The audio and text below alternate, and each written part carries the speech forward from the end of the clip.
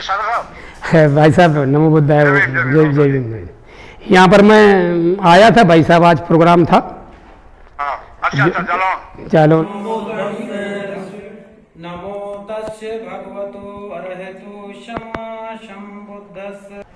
जी साधु साहब। भाई साहब नमो बुद्धाय, जय जय भीम। यहाँ पर मैं आया था भाई साहब, आज प्रोग्राम था। हाँ, अच्छा चलो जालौन में, वहीं पर उरई में। तो यहाँ पर एक आपके उरई, ये आपके औरैया के डॉक्टर कमलेश कुशवाहा जी हैं। हाँ कमलेश जी हैं। आप जानते हो, राम भरोसे कुशवाहा जी हैं अध्यक्ष, जमुना दास जी हैं, नाथूराम कुशवाहा जी हैं, शिवशंकर कुशवाहा जी हैं, रामलाल कुशवाहा जी हैं, और ये सब ऐसे हैं जो समाज के बहुत ही वैसे लोग हैं। और ये सब लोग आ गए थे। तो हाँ, तो लेकिन वो प्रोग्राम में बड़ी तैयारी थी, सबने तैयारी की थी, और वो गड़बड़ हो गया कि वो प्रशासन ने, और वो जो लड़का प्रिंस है उसको काफ़ी प्रताड़ित किया। तो इसलिए ये कि ये समाज का अलग से तथागत बुद्ध के नाम से कि ये इनका वो है विकास संस्थान है, तो उसी में बैठक इन्होंने की है। तो मैंने कहा कि मैं, आप लोग मनोबल ना गिराइए, आप जब कहेंगे तब मुझे पूरा विश्वास है। मैंने कहा मैं भाई साहब को जब कहोगे तब यहाँ पर उनके टाइम होगा तो उसी को आगे पीछे करके दोबारा मैं आपको प्रोग्राम दिलवाऊंगा, परेशान निराश मत होइए। तो इन लोगों को बता दीजिए कि थोड़ा वहीं से कि सब लोग मनोबल ऊंचा रखें।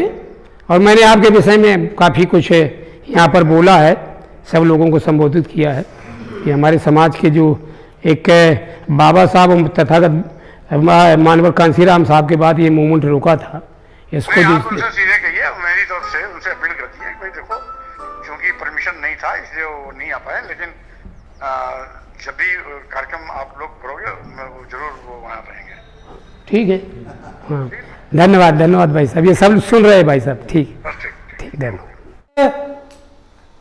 तथागत गौतम बुद्ध संस्था ने कार्यक्रम लिया, उसमें व्यवस्था और सहयोग और कार्यक्रम लेने का काम जो किया वो हमारे छोटे भाई प्रिंस कुशवाहा ने। इनके जज्बा को मैंने देखा कि कम उम्र में इतना जोश और जज्बा समाज सेवा के लिए, इसमें जो बुलंदियों के साथ अपनी विचार को पहुंचाने का काम कर रहे हैं माननीय स्वामी प्रसाद मौर्य, तो उनकी आवाज को दबाने के कारण कि जन जन तक कहीं बुंदेलखंड के लोग ना जागरूक हो जाएं, इसलिए ये कार्यक्रमों को रद्द करने का काम किया जा रहा और ओबीसी एससी इकट्ठा ना हो जाए। क्योंकि जो धर्म के व्यवस्था है, इस धर्म की व्यवस्था को इन्होंने खंड खंड कर रखा है, ओबीसी और एससी। स्वामी प्रसाद मौर्य जी ने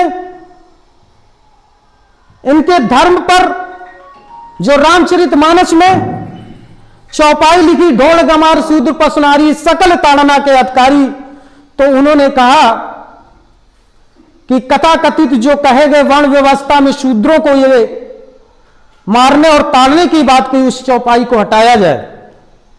ततैया लग गई इनको, पेट में खलबली मच गई कि इनका धंधा, धर्म का धंधा चौपट होने वाला है।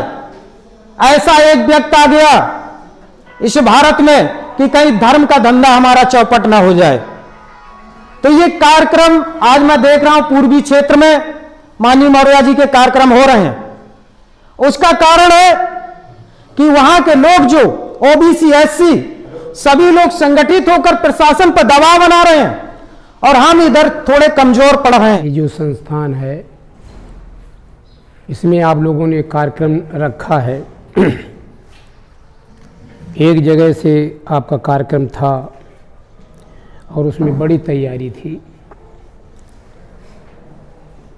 इसमें हताश और निराश होने की आवश्यकता नहीं है। उपस्थित साथियों, मैं तो प्रिंस कुशवाहा जी को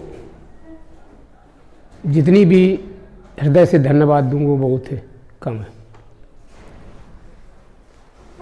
जो जज्बात है मैंने इनके देखे हैं। मैं एक दिन व्हाट्सएप में देख रहा था तो होली के समय में होलिका शहादत दिवस के रूप में आपने उसमें डाला था, और चूंकि मैंने इस विषय में मौर्य जी से भी, चूंकि हम लोग हफ्ता 15 दिन में एक साथ बैठते हैं, तो उनसे मैंने इसकी चर्चा की थी कि जालौन ज़िले में बहुत अच्छे अच्छे लोग हैं और इस तरह से विचार रखने वाले लोग हैं। मैं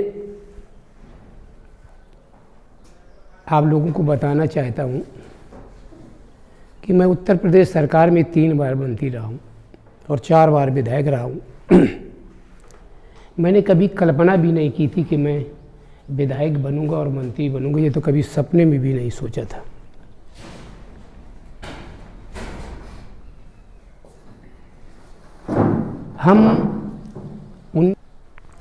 उनके मकान में मैं गया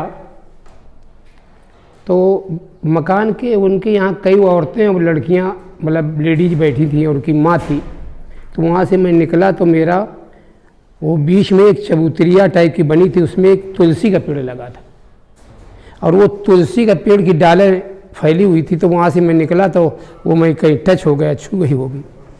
तो उनकी माँ ने कहा कि भगवती सब बात मुझे अच्छी लगी, ये बहुत बुरी लगी। मैंने क्या हुआ दादी? कहने लगे तुमने हमारा तुलसी का पेड़ छू लिया। फिर कहने लगे ये सूख जाएगा। मैंने कहा मेरे शरीर में तेजाब लगा है, क्या मैंने तेजाब डाल दिया ये सूख जाएगा? कहने लगे तुम सूद रहो। तब तक मैंने बाबा साहब को पढ़ लिया था और जागरूकता कुछ आ गई थी। तो मैंने सोचा कि मैं जब वकालत पढ़ने के बाद और मेरे साथ ये स्थित है तो हमारे समाज के साथ और बहुजन समाज के साथ और लोगों की क्या स्थिति होगी। ऊंट की सोच क्या है कि खूंटी गाड़ो हमें बांधो तब हम बैठे, क्योंकि उसकी रोज की वही आदत है।